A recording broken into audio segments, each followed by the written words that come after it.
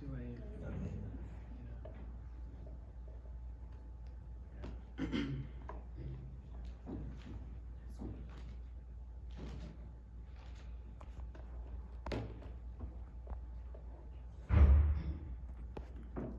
Afite biriya twese tuzirambure mu gitabo cya Yosuwa igice cyaho cya mbere umurongo waho wa 9.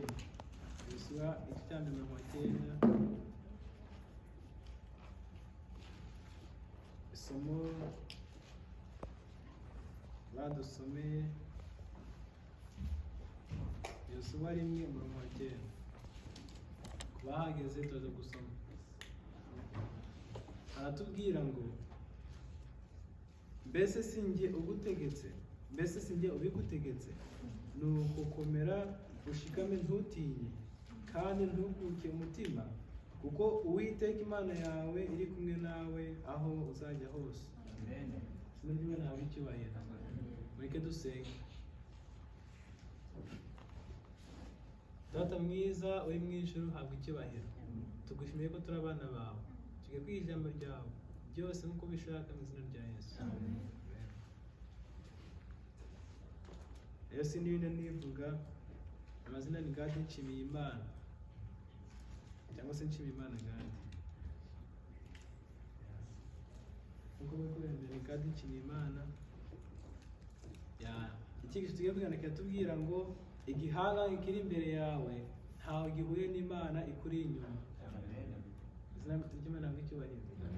Igihangange kiri imbere yawe ntaho gihuye n'Imana ikuri inyuma.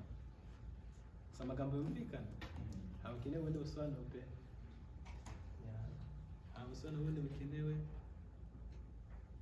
ahubwo ni uko tumenye yuko igihangange kiri imbere yacu, ibyo duhura nabyo byose biri imbere yacu, nta nawe wewe n'Imana ituri inyuma, kuko iba irengeje imbaraga ibituri imbere. Dukomeze noneho twese afite Bibiliya zacu turambuye mu gitabo cy'urwambere rwa Samweli 17 umurongo wa mbere tujya ku 54. Urwambere rwa Samweli 17 umurongo waho wa mbere tujya ku 54. Uko ari imirongo miremire ntabwo tuvuze gusoma, ahubwo reka Gashima adufashe ashyiraho video gato, ubundi turebe kuri video gato amasegonda make, ubundi mbone gukomeza amakosa.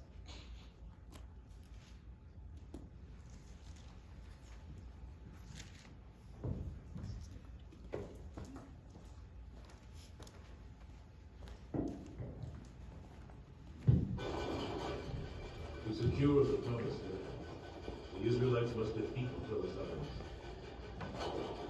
King Saul has lost God's blessing, and now he faces the Philistines' greatest champion, Goliath.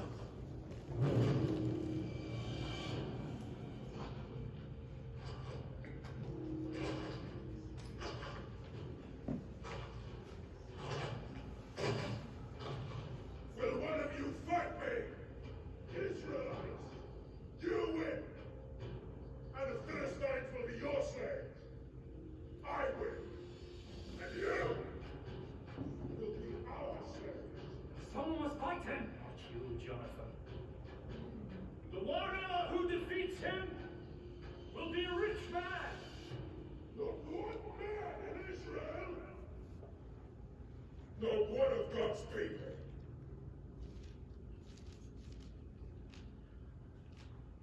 I'll do it. You're no soldier, you're a shepherd. Yes, shepherd. If I protect my sheep, God will protect me. Where is your faith? Where is your God? I'll kill him. You'll need this.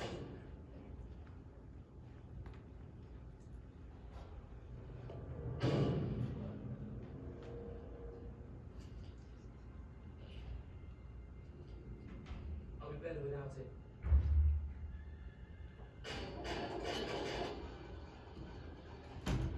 Here do I walk, in the valley of the shadow of death.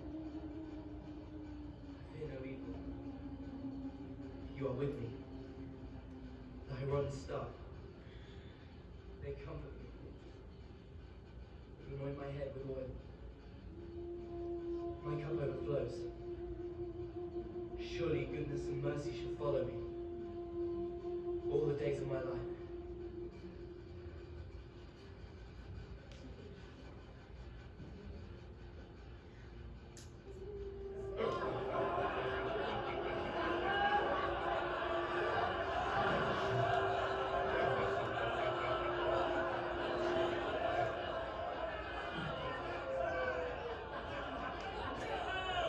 Israel has found a champion!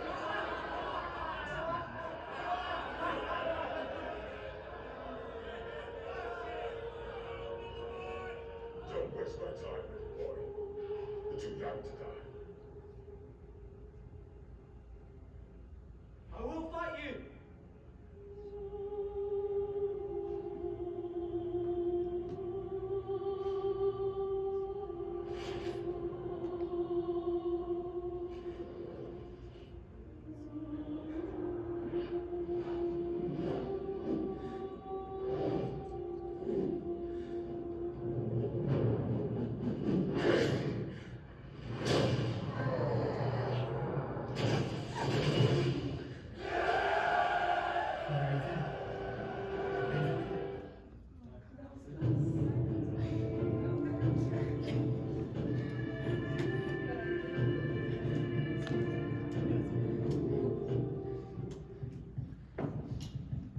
murakoze cyane video ikaba yarangiye ikigisho cyanjye ni kiriya murakoze twanasoheza ngasi maze kumvikana ikigisho turi kwigana kiratubwira ngo igihaha kiri imbere yacu ntaho gihuriye n'Imana igize ute iri inyuma yacu ibyo duhura nabyo byose ibyo dufite imbere yacu byose ibitugora byose ni ibihangange imbere yacu ariko nyuma yacu haba hariho Imana ikomeye kuruta bya bihangange biri imbere yacu. Dawidi yari mu muryango wa Yesayi. Dawidi yari umwana umwe mu muryango w'abana 8 b'abahungu bo mu muryango wa Yesayi. Uyu Dawidi rero yari umuntu uragira intama cyangwa se umushumba w'intama. Dawidi yubahaga Imana, siko biri. Dawidi noneho yari afite kwizera kwinshi, uko yari afite kwizera yuko ari butsinde uriya Goliyati, niyo mpamvu yaje kuyumvamo yuko ari buze kumutsinda. Ikindi yari afite n'ishyaka, siko biri.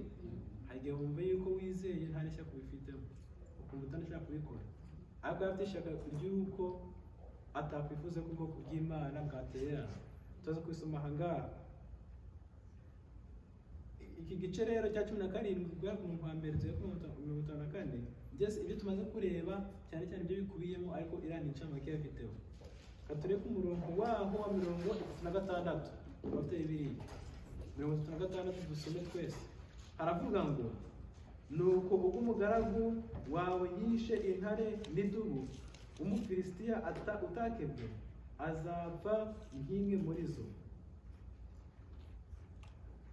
Dawidi arongera aravuga ati, Uwiteka wandokoye mu nzara z'intare n'idubu azankiza no mu maboko y'uwo Mufilisitiya. Umufilisitiya yakugano ninde? Ni Goliyati tumaze kureba hari imbere. Nabyo mbese igihe cyose wumva yuko ufite ibikugerageza, igihe cyose wumva yuko nta cyo ushoboye, haba hari Imana inyuma yawe izote ibishoboye. Kadukomeze ku murongo waho hasi. Nuko Sawuli abwira Dawidi ati, ngaho genda, Uwiteka abane nawe. Maze Sawuli yambika Dawidi imyambaro ye n'ingofero y'umuringa ku mutwe, amwambika n'ikoti riboheshejwe iminyururu. Dawidi aherako yambara inkota ku myambaro ye, agerageza kugenda kuko yari atarayigeramo. Dawidi abwira Sawuli ati, simbasha kujyana ibikuko ntabimenyereye. Mbese ahari ibyomba byose bimenyereye. Ibyomba byose bimenyereye. Nuko Dawidi arabyiyambura. Tugenda kuri video tumaze kureba, twabonye ko umwami Sawuli yahaye Dawidi ingabo yo kwikingira, ariko ko atayimenyereye ntabwo yagize ute, ntabwo yifashe. bivuze yuko igihe cyose ufashe ikintu utamenyereye gukoresha ntabwo uzigera ukimenya, ntabwo uzigera ugikoresha. Kuko igihe baguha telefone utazi ngo telefone bayikoresha gute, ntabwo telefone uzamenya kuyikoresha utabanje kubyiga. Dawidi rero yari umushumba w'intama, ntabwo yari umuntu ujya kurwana ku rugamba, ahubwo bakuru be nibo barwanaga. Kadukomeze. Umufilisitiya nawe araza ku 40 aherako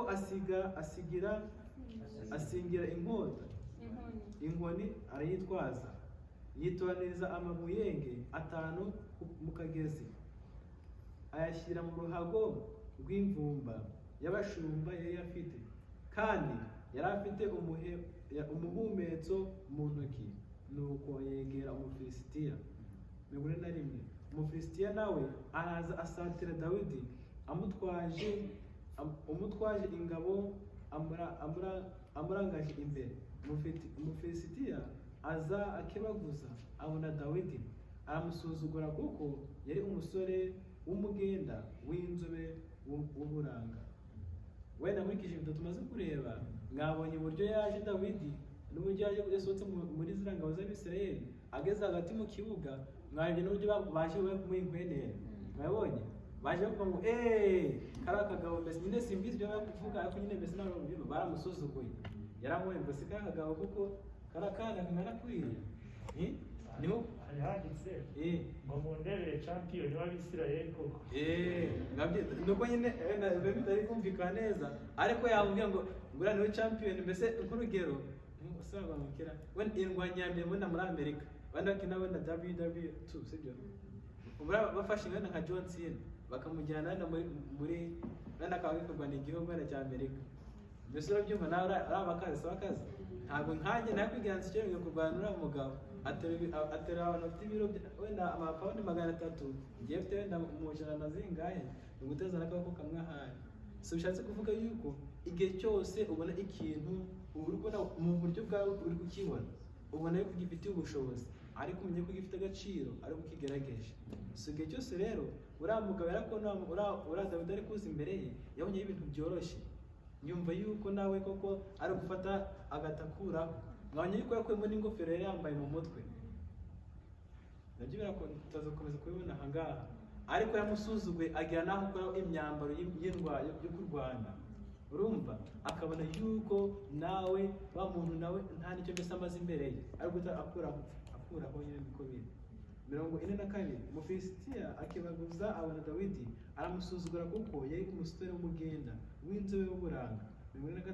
Nuko Umufilisitiya abaza Dawidi ati, ko unteranye inkoni, mbese ugira ngo ndi imbwa? Umufilisitiya ahera ko akwena Dawidi mu zina ry'Uwiteka, mu zina ry'Imana zimurakoze. Umufilisitiya abwira Dawidi ati, ngwino nkubage ibisiga byo mu kirere n'inyamaswa zo mu ishyamba. Mwabyumvise? Video nkuko nababwiye ni incamake, ntabwo ari ngombwa ngo byose bijyemo, ariko tukoresha ijambo ry'Imana ibisobanura neza 100%. Akimara kubona Dawidi aje, yaje kwiyumvira, aravuga ati ngwino hano nkwereke, mbese kubaga ibisiga bishatse kuvuga ko ari umwice bya bisiga byo mu kirere bikaza biza gutoragura inyama ze, nicyo yashatse kuvuga mbese muri make. Ariko kuko yari amaze kumwica hakiri kare mu magambo atarakwica ngo biveho nyine physical. 45. Amagambo anshimishe cyane anaciyeho n'umurongo hano muri Bibiliya yanjye, handitse ngo Dawidi abwira Umufilisitiya ati, wanteranye inkota n'icumu n'uducumu, ariko njyewe nguteye mu zina ry'Uwiteka Nyiringabo, Imana y'ingabo za Isirayeli wasuzuguye. Izina ry'Imana ntabwo icyubahiro. Uriya mugabo nubwo yamaze kwihara kuri Dawidi, uriya mugabo nubwo yamaze kumva yuko byarangiye ko Dawidi yamaze gupfa mu bitekerezo bye, ariko ntabwo ari nyabyo mbese yari yapfuye, ahubwo yaravuze ngo nubwo ndi kubona ko uri kuvuga ngo aya magambo yose mwibuze kunyica, ukanterana izo nkota, ukanterana izindi ngabo zose, ukaba uri igihangange, ntabwo njyewe ndibuze kuberekera ahangaha. Dukomeje mu gitekerezo duhere ku murongo wa mbere, baje kuvuga yuko umugabo yahoraga ajya mu Bisirayeli, ahora abacunaguza imyaka 40, imyaka 40 yose ahora agenda avuga, mbese ahora abaheza inkwenene. bishatse kuvuga yuko igihe cyose yahoraga ari hariya mu gihugu cy'Abisirayeli ari kubatesha agaciro, ariko ntabwo umusore Dawidi yabyihanganiye, ahubwo yaravuze ati nubwo uri kuntera aya macumu yose, nubwo ufite ibyo byose ufite mu ntoki, ntabwo ni gutera Imana ifite agaciro igaragaza abo turi bo ku bwoko bw'Abisirayeli. 16 uyu munsi Uwiteka arakungamiza nkwice guce igihanga, kandi ndakugaburira ibisiga byo mu kirere n'inyamaswa z'inkazi zo mu mashyamba, intumbi z'ingabo z'Abafilisitiya, intumbi z'ingabo z'Abafilisitiya, kugira ngo abo mu isi yose bamenye ko muri Isirayeli harimo Imana. Izina ry'Imana ntabwo icyubahiro. Ibyo wa mugabo Goliyati yamuhigiye bwa mbere, ubu nibyo Dawidi ari kubwira ute, ari kumusubiriramo. Ndakuragira mbese ndaguheza ibyo kurya inyamaswa, ari ibyo mu kirere, ari inyamaswa zo hasi ku isi zose zirabasha gukora ibyo kurya byabyo by'uyu munsi. Kandi ngo iri teraniro ryose rimenye ko Uwiteka adakirisha inkota cyangwa icumu, kuko intambara ari iy'Uwiteka, kandi ari we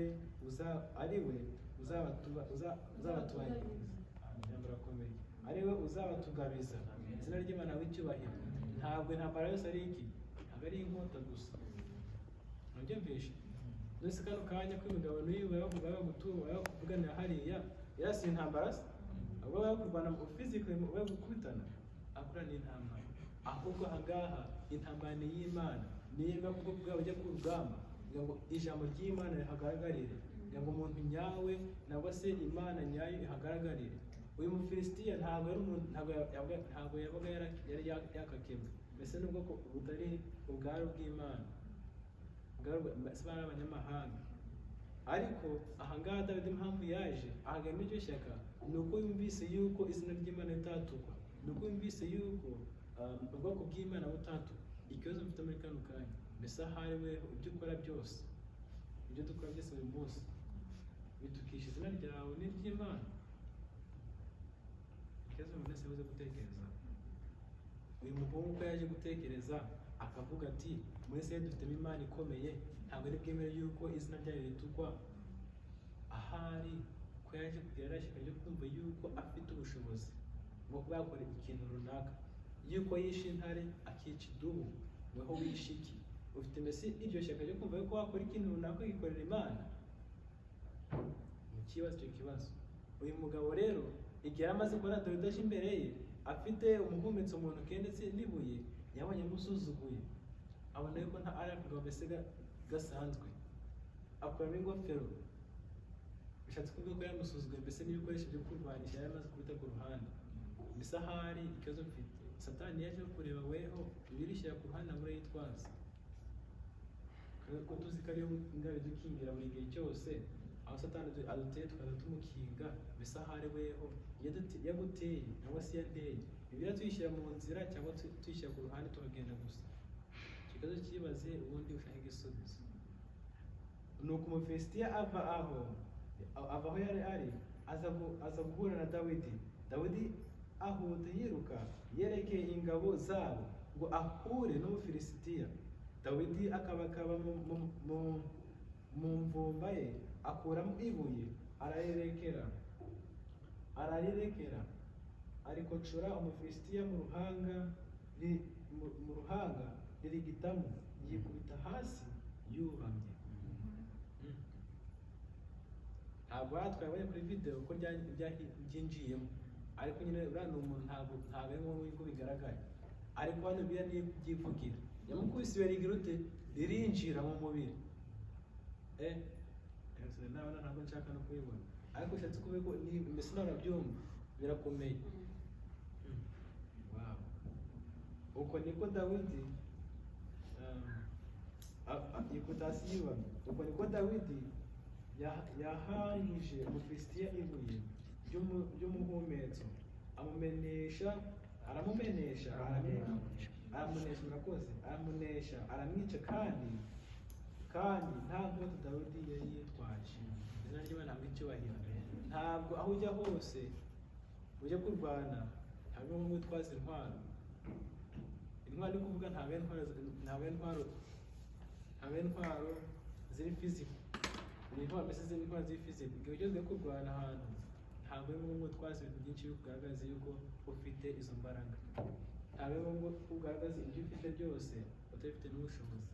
Uyu mugabo yaje azanye intwaro, aza afite ingabo inyuma, afite ibintu byinshi bimurinda, ariko Dawidi yaje yitwaje umuhumetso ndetse n'agakapu yabikagamo iki wenda nk'umushumba yari afite ibyo abikamo, nk'uko mubibona hano imbere hano kuri ka gafoto. Ahubwo icyo bintu bitwereka ni uko tujya hose icyo dufite cyose icyo dukoresha. Dawidi yari umushumba, kandi muzi ko abashumba bakunda kuba bafite utuntu nyine babikamo zenda ntabwo bizi, ariko yari afite akantu abikamo kamufashije, ndetse n'uriya muhumetso yawufatije yawicishaga inyamaswa zaga ziri kwiba hehe, wenda intama nazayifashe akaba yayica. Ahubwo icyo bintu bitwigisha ni uko icyo yari afite icyo yakoresheje umuhumetso nk'ingabo igira ute imukingira. Nawe ufite ijambo ry'Imana nk'ingabo igira ute imukingira. Si byiza ko ujya ahantu hose uyisize, aho wajya hose Bibiliya irahari igira ute igufashe ikwigishe, mbese ahari uyitaho. Imana ibidushoboza. Dukomeze imbere. Afite Bibiliya muramure muri Zaburi 103:17. Zaburi 103:17 bivuga ngo twasomera nimugoroba. Igihe mfite yigishaga ahangaha twaje kuwumva. Uyu murongo wari umugisha twaje kwiga cyose. Niba wakigishije ahangaha twese twafatanyije twumva amagambo ko ari meza cyane kandi ari amagambo akomeye. Hano baje kutubwira ngo mu 14 banditse ngo ariko imbabazi Uwiteka agirira abamwubaha zahereye kera hose zizagera iteka ryose. Gukiranuka kwe kugera ku buzukuruza babo. Izina ry'Imana ntabwo icyubahiro. Ntabwo imbabazi z'Imana zahagarara uyu munsi, ntabwo imbabazi z'Imana zahagaze mu gihe cyashize, ahubwo zizahoraho iteka ryose. Urumva? Nubwo bari abafilisitiya bafite ibyago bibari imbere, bafite ingabo z'abafilisitiya zibari imbere, ntabwo Imana yakuyeho imbabazi zayo, ahubwo yakomeje kubana nabo. Ibereka yuko nubwo uriya mugabo afite inkota iremereye, nubwo uriya mugabo afite abantu bamugaragaye inyuma, ntabwo uriya mugabo afite Imana igisute iruta iyabo. Nubwo keke yari imbere yabo, ntabwo inyuma yabo Imana yari igisute yari yagiye, yari ihari kumwe ndetse nabo kandi ikomeza no kubafasha. Isomo nkunda riboneka muri Yosuwa 1:9. Iri zaje kwadusomera ariko nazahera ku murongo wa mbere muri Yosuwa. Umurongo wa mbere ushakira umurongo wa mbere mani uze guhera. Handitse ngo ubwo Mose umutwe w'amagambo aravuga ngo Imana itoranya Yosuwa ngo azungure Mose. Rero ku murongo wa mbere ubwo Mose umugaragu w'Uwiteka yari amaze gupfa, Uwiteka abwira Yosuwa mwene Nuni umufasha wa Mose ati umugaragu wanjye Mose yarapfuye, abantu be bose kabiri nari mutsimutse mu mwihanganire. Umugaragu wanjye Mose yarapfuye, none ubu haguruka wambukana n'abantu bose ruriya ruzi rwa Yorodani mujye mu gihugu mbahaye mwebwe Abisirayeli, aho muzakandagira hose ndahabahaye nk'uko nabwiye Mose. Izina ry'Imana n'icyubahiro. Aho muzakandagira hose ndagizute ndahabahaye. Imagine bakubwiye ngo aho uzakandagira hose hazataba hawe, bakandagira hangana gute? Ababwiye ngo aho nzafurayingira hose mu ndege nanyura hejuru y'amazi hose azaba hanjye, naguza amadeni hose, naguza amadeni ubundi nkaguruka ku isi yose. Ariko nyine ni ukumva ko bambaye satani uko nshaka isi yose muri make, ariko bavuze ngo uzakandagiza ikirenge cyawe hose araba hawe. Twese n'abarwaye kino kigo cyose batakizunguruka. Bishatse kuvuga yuko aho Imana hose iguhaye ntabwo iguhereza ibyo udafite, iguhereza ubushobozi nawe ugashakisha uburyo ugira ute ubigeraho. Iguhereza akazi ukabona imodoka nuyikoresha neza ikazakoza n'indege, imigani ni kubahereza. Dukomeze. uhereye mu butayu no kuri uriya musozi Lebanoni ukageza kuri uruzi runini rwa Ufurati, igihugu cyose cy'Abaheti no kugeza ku nyanja nini y'Iburengerazuba, nirwo rugabano rwanyu. Nta muntu n'umwe warinda kubahagarara imbere iminsi yose yo kubaho kwawe. Nk'uko nabanaga na Mose, niko nzabana nawe, sinzagusiga kandi sinzaguhana. Izina ry'Imana ntabwo icyubahiro. Ntabwo aziga agira ute, ntaziga amuhana, ntabwo aziga amusiga. Ibyo yakoraga Mose byose nabyo azagira ute, azamukorera. Ibyo byingiro byose byo yamaze kumuhereza, amaze guhereza uriya mugabo Yesuwa, ibyo yahaye Mose, n'uyu munsi ni ibyawe, n'uyu munsi ni ibyanjye. Nubwo yakubimubwira, ntabwo amagambo yigeze asaza, aravuga ngo tubere urwibutso, atubere icyigisho uyu munsi. Aho ujya hose ntabwo uzigera usitara. Iri somo ndaza kuritindaho tena, ndi kuza kurisoreza ku muntu wa 9, ntabwo nafite gahunda yo kuza kuri okundi. Ariko impamvu nahaje nuko shaka twaganiriye, akansomera isomo niba ndi ku muntu wa 9 ari hano imbere avuga ngo mbese sinjye ubigutegetse, kuko nugukomera ushikame, ntutinye kandi ntuko ku mutima, kuko Uwiteka Imana yawe iri kumwe nawe aho uzajya hose. Izina ry'Imana ntabwo icyubahiro. Bishatse kuvuga yuko ibyo ukora byose, aho ujya hose ntabwo ari uhijyana, ahubwo ujya hose ni Imana ikurinda kandi ikanakujyana. Igihe nawe mfite gahunda yo kuzangaha maze uganira na Shyaka pe napetse ku munota wa nyuma, nza no ku munota wa nyuma ndafite kuri gahunda. Aho gishimishije nuko byose byagenze neza, haba accepted kandi kuganira nawe mwese. Izina ry'Imana ntabwo icyubahiro. Rero igihe cyose ufite intege nkeya, igihe cyose wumve ko nawe cywishoboje, Imana ibikuri inyuma kugira ngo igire ute, igushoboze, ikweke yuko iri kumwe nawe, ntutinye kandi ntunashike ku mutima yuko Imana ibigufite mu biganza byawe byose. Nk'uko Yesu umwanya gushimira n'umugoroba Alex muri Zaburi 91 mu rwaho wa mbere atubwira ngo uba mu bwisho bw'isuma byose azaba mu gicucu cy'ishobora byose. Ntutinye. Abantu benshi babaye kuri hano bibegoye cyane, ariko nyine igishimishije cyane nuko twese twagize ute, twabaye kuri n'abatarabakiriya bazanabakiriya, kuko ntabwo amafaranga turayakorera akaza akagenda, ariko igishimishije nuko ahoraho. Nubwo azigera avaho, ariko azavayo twayakoresheje. Izina ry'Imana ntabwo icyubahiro. Umurongo nagendereye rero ni uyu nguyu, mbese sinjye ubigutegetse, nuko komera ushikame kandi ntuko ku mutima, kuko Uwiteka Imana yawe iri kumwe nawe, aho uzajya hose iri kumwe nawe. Imana ikomeze kubigufasha, nanjye ikomeze kubigufasha. Aho tujya hose tugenda tuyiringiye, maze ibyo dukora byose tubikoreshwe nayo, twumviye ko turi kumwe nayo, maze ibyo dukora byose ibidutegetse tubikorane umutima utuje kandi unezerewe. Indirimbo 148 twamaze kuririmba irimo ibibazo byinshi n'amagambo meza y'imitoma. Iyi mitoma bari kwibwira Yesu, twumve imitoma kubwira Yesu ko ntayari myiza. Rero natwe uyu munsi tuyumve tuyigiremo, sibyo? Imitoma ni myiza pe, nanjye ndayikunda, ariko uyimbwira nawe nakwishima. Ariko hari igihe irengera nayo ikaza irengeje urugero, cyane cyane impamvu uri kubivuga nuko tuyikoresha s'abahungu, ntabwo turayikoresha twese bisiko biri, ariko nyine ikibi kuyikoresha si bibi, ahubwo ikibi kirimo nuko turengera tukavuga n'imibeshyo kugira ngo ya mitoma ishimishe umuntu. Ubwo uzabwira umuntu ndagukunda kurusha ubukishe ko n'amazi, urukumva yuko ubwo sabaye nzakugurira indege ntufite n'igare, imagine. Ubwo se buri aho hose utu twose uri kumutera imitoma ngo yishime, uri kumwizeza ibitangaza kugira ngo umuntu abwire uti agukunde. Murumva?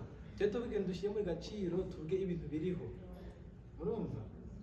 Cyakoze n'umwe ngo ndakunda uko nanjye nzakubona uko nikunda. Ubundi ngo urumvikana ko dufite isomo muri Bibiliya tubwira ngo ubwo na mugenzi wawe ubwira ute koko yikunda, ariko ntituzabe imibeshi y'imitoma iri kurengera. Murumva? Ntabwo ufite igare ngo apfa nzagura imodoka, nabanza ushaka igare ryawe uzakurwa ubone kubwira ute ko niyo modoka. ngo bajya bayitaha. Ngo nijoro nzariguha. Sariho ndimo se hari zibivuga. hejuru bivuga amwe hariho n'indirimbo njya numva pe ngo ngo n'ejo nzariguha ko numvise rero ko amuyo pe muzamenya isasu ku bwawe azakimira ariko se kandi shaka uvuze aramutse avuze ngo nzamenya isasu ku bwawe agatemba isasu inyuma harakubari ariko atumize ngo nyuze hehe rero ariko igishimishije ni uko amagambo tugiye gusoma aha ngaha ni amagambo yo kubwirwa Yesu no muri kano kanya twese ariko applying kuri twebwe ariko twiyigisha tudusome aho njyanye na Yesu mba amahoro aho nyobora hose muri iyi si aho njye tutajyanye nta kinyu ngaho mva umutomo kwera aho njye tutajyanye nta kimunyura mbese aho ari we aho ujya hose ibyo ukora byose birakunyura mbese njye ndi kumwe n'umusheri wanjye ngo aho ujya hose turi kumwe ibyo ndi ukora byose biranyura baratorabye nyine barabyumva iyo njyanye na Yesu ntacyo ntinya aho ujyanye na Yesu hose icyo ukora cyose kigendera neza naho byaragendekera nabi ariko haba hariho amahirwe menshi ndetse n'ibyingiro byinshi ko bizogenda neza kuko uri kumwe n'umuntu uri kumwe n'Imana ifite byose mu biganza byayo cyo gusubiramo aho njyanye nawe nta kintinyisha aho njyanye na Yesu mba amahoro izina Imana ntabwo icyubahiro cya kabiri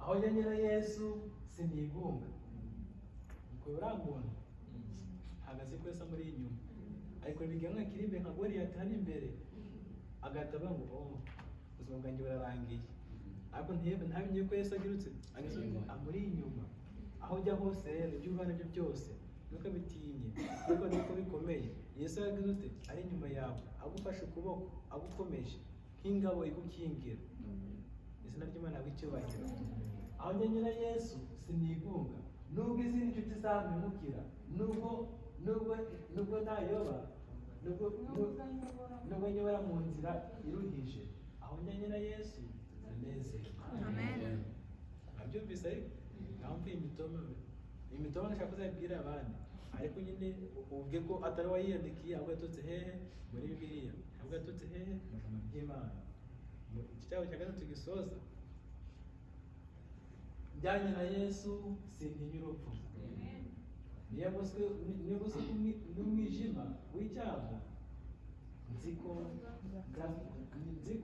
nzakanguka utazongera kujarajabira muri iyi si amen ewe amagambo aranshimishije izina ry'Imana ntabwo icyubahiro aho ujya hose ndi kumwe na Yesu nta kintinyisha ahora amfashe ahora ari ingabo inkingira uriya mugabo twari tuvuga kuri video Dawidi igihe yaragubwiye nagusanganira uriya mugabo Goliath sigaye gusenga se umutima ari no kuvuga ubwo ngiye ko ibi ngibi rero sinshoboye ni umushumba nakwinginze ngo unshoboze muri 2019 mu kwezi kwa munani nagiye muri campus cyangwa se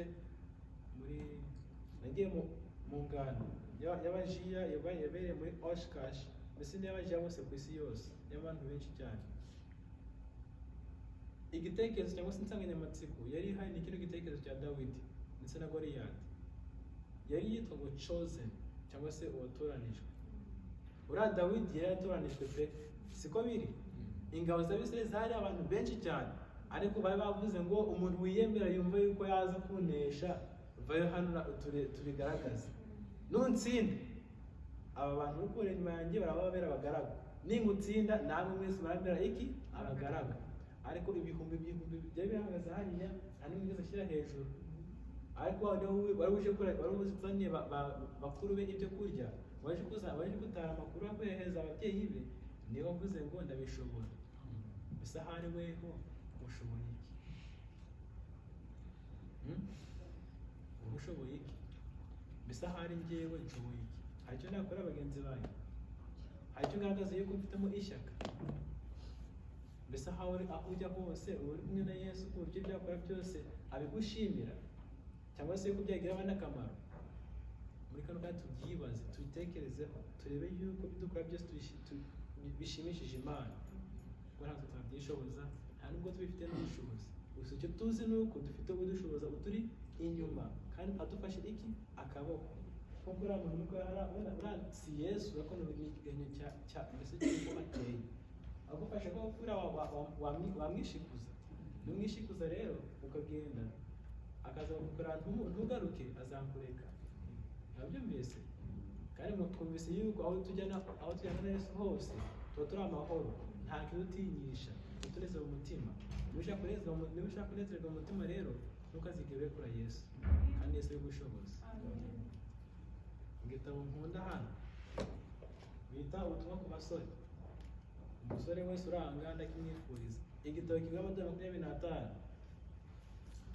25 ngengera muri gaza amadolari 30 icyumweru kimwe nangwa se iminsi 5 mba nayimaze bambwiye ingendo nyinshi ntazi ngo zituruka hehe gusa nyine 25 pe n'igitabo wagura igitabo cyiza cyitwa ubutumwa bwiza ku basore ubundi ukisomera ubwenge burimo ni bwinshi adusome ni page 8 kwa gifite kukigisha cyitwa kujya imbere uzamuka mbese se ariho basubira inyuma ariko hariya tubona zirangazi zo kuzamuka ni ukuva hasi uzamuka iyo uva hasi uzamuka ukora siporo niyo uva hejuru umanuka hasi ukora siporo ko ntabwo aba ari nziza nk'iyo kuzamuka ujya hejuru kadusome nifuza ko nagombye kugaragariza ubwiza bw'imibereho ya Kristo uhereye mu gitabo cy'ubwiza bwe umukristo ugengwa n'amategeko agenga ibyaremwe kandi akagengwa n'amategeko y'Imana bityo akajya imbere ndetse azamuka ashikamye abyumvise umukristo wese wamaze kugera mu gitabo cya Kristo ajya imbere ashikamye kandi akomeye misahari weho ujya imbere cyangwa ujya inyuma aho ikamba ry'ubugingo rimutegerereje ndetse n'izina rishya ritazwi n'umuntu wese keretse urihabwa ibyahishuwe mu 2:17 ahora agwiza ibyishimo agakuza ubutungane no kuba ingirakamaro iterambere rya buri mwaka rigenda riruta iry'umwaka aho banjirije siko biri narumva abantu bavuga ngo bishaka ngo utange muri business no gutangira ku kantu gatoya ntabwo uzatangira business yo kugurisha imodoka ukagurisha na za Tesla na za zigana zitwa cyangwa se za Lamborghini utatangira kuri Toyota ndayani iciriritse rero no gutangira hahandi hasi kandi mu gitabo bavuze ngo kugira ngo umwaka w'imbere uzaze no ukomeye cyane uko uhera hahandi horoshye kandi hatoya Imana yahaye abasore urwego bagomba kurira kuturanga Imana duhaye urwego tugomba gukora tukura buri munsi si abasore gusa n'abantu bose babaye bakuru kuko n'abageze aho hantu hakuru banyuze mu basore ni urwego ruturuka ku isi rukagera ku ijuru hejuru y'urwo rwego hari Imana kandi kuri buri ngazi hagera umucyo umurasire w'umucyo urabagirana n'ubwiza bw'Imana Imana iba yitegereza aburira urwo rwego ikaba yiteguye kubohereza ubufasha igihe babaye nk'abarekuye gato kandi intambwe zabo zitagwaguza izina ry'Imana ntabwo icyubahiro igihe cyose Imana ibikora abantu bakuzamuka urwa rwego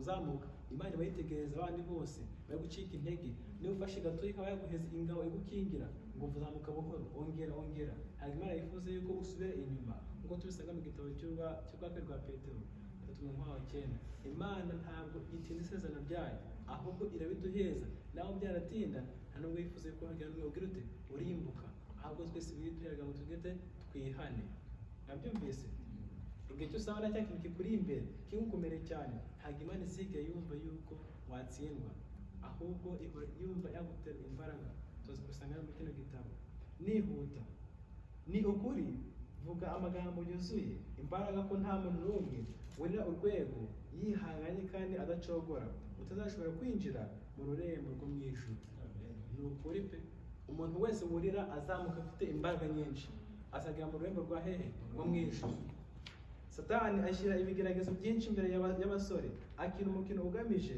guhitana ubugingo bwabo, kandi nta buryo na bumwe asiga atagerageje gukoresha ngo abashukashike kandi abarimbure.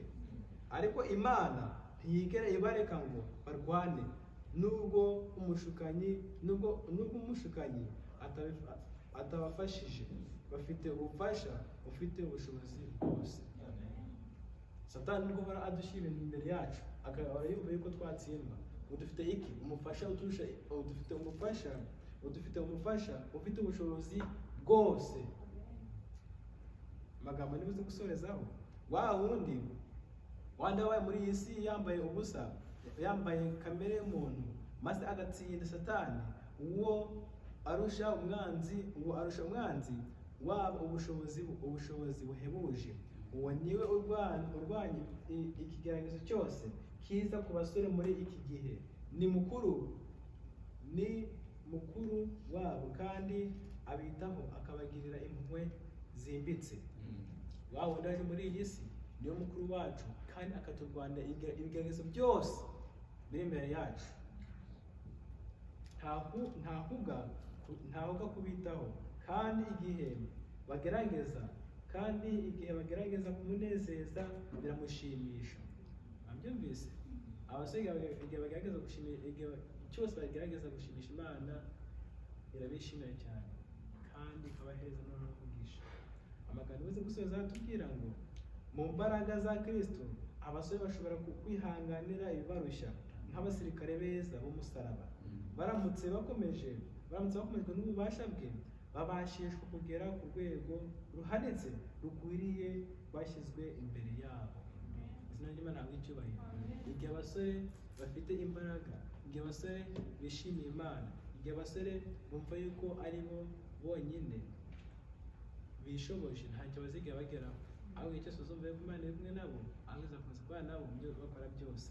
Muri Yesaya igisomo nkunda cyane, ntutinye ko ari kumwe nawe, ntugire ko ndi Imana yawe, nzayikomeza no kutayimutama, kandi nzayihoreza ukuboko kw'iburyo, ariko gukiranuka kwanjye. Izina ry'Imana ntabwo icyubahiro. Ibyo dukora byose mu byinshi bitugora, tukumva yuko nta n'imwe twakwishoboza, tukumva yuko ari ibihangane biri imbere yacu gusa, tukumva yuko ntacyo twakora. Niba utarabonekwiye ukumva yuko bigukomereye, ukana ko igihangane kikomeye utazigera utambuka. Waba ufite ibihumbi 3, 6, 8, ukana ko ibintu byinshi cyane utazigera ukora ku bwawe. Ahubwo icyo nkwiziza muri kano kanya ni uko Imana igufasha ukuboko kwawe kw'iburyo, kandi yifuza yuko udasubira inyuma. Ntabwo yifuza yuko usubira inyuma kuri uriya rwego, ahubwo ukagutera izo mbaraga kugira ngo uzamuke ku rugero, ugende kuri buri step yose uzamukaho wegera umucyo mwinshi kuruta uwo wasize inyuma. Ntabwo abyishoboza rero, Imana ibigishoboza. Big giant before you is not a giant before God, Jehovah. Amen. Our God is big enough to trust. Our God is big enough to trust. Tuzamura ibitabo kabiri hafi na kabiri gakomeza ingabo y'abantu yose ihari. Hano ku ruhande hariho amagambo yo ku ruhande. Hands of God calls the lion's mouth for Daniel. Kirasi cyane ikintu gikomeye. Intare barazishongesha iminsi 7 kugira ngo uwo azashyira muri kiriya cyobo nawe urabyumva, ntabwo utinze utazimurya. Ariko Imana yazifunze iminwa, isi haza muri ako kanya ntizigera zinarya uyu mugabo. Yatandukanyije inyanja aho byari bikomeye pe, inyuma hariyo ingabo, ku ruhande hariyo imisozi, ntaho mbese babonye imbere yawe inyanja. Ariko igishimishe ni uko banatambutse kandi bagatambuka neza, nubwo byari bigoye ko bagize uti baratambutse. Izina ry'Imana ntabwo icyubahiro. Sara bamuhaye umwana se, Isaka, umwana w'isezerano, aho muhaye ageze mu myaka 90, siko birira. Imagine ubwo bimaze imyaka 46 umubyeyi gucura byararangiye, nawe aba yaracuza ko Imana uko yaramaze kumusezeranira. Nubwo n'umukecuru ubona yagize uti yaramuhaye ikintu cyose Imana yaguteguriye, ntabwo kizigera gisigara. Nawe cyane cyakizanagira ngo ute kinasohore. Yazuye Lazaro igira amaze iminsi ngahe? Iminsi 4 amaze gupfa. ari no kunuka pe birazanazuka. Dusanga mu gitabo cyo muri Yohana igice cya 11 maze twasoma. Kano kantu kagusubiza katubwira ngo nothing you will face today out of his control. Trust God. Hajuzigera uhura nacyo, hajuzigera utandukana nacyo, hajuzigera uhura nacyo, Imana idafite ubushobozi. Ngaho izere Imana. Ibyinge bibi byacu munsi muri kano kanya. Kandi Imana idushoboza. Ntacyo twakwishoboza. Imana ibyo bintu mu izina rya Yesu. Kadusenge. Data, Mana nyir'ijuru n'isi, habwa icyubahiro. Tugushimiye cyane amagambo tumaze kwiga, atwereka yuko uri Imana ikomeye, ituri imbere ndetse ikabana n'inyuma yacu mu mpande zacu zose. Turagushimiye cyane yuko tumaze gusobanukirwa GIHURIYE. Turakwinjiza amagambo tumaze kwiga atubere icyigisho muri kano kanya. Basi ibyo tuzaduhura nabyo byose tuze tubitambukamo neza dushikamye, kubera ko tuba tuzi yuko uri kumwe natwe. Dusitine kandi tuyobore ibyo ushaka n'ibyo ukunda bivuze kubana buri muntu wese mu izina rya Yesu.